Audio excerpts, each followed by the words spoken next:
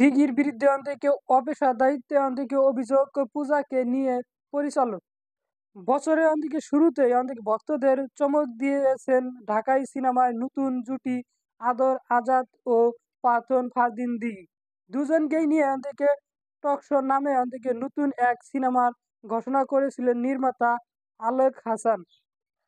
সেই ঘোষণার পরে সম্প্রতি টকশের মকসর পোস্টার প্রকাশ পেয়েছে। আর সেই মকসর পোস্টার প্রকাশের পর জানা গেল সিনেমা থেকে বাদ পড়েছেন পাথন ফারদিন দিঘি। এখন টকশো সিনেমার অভিনয় করবেন চিত্রনায়িকা পূজা চেরি।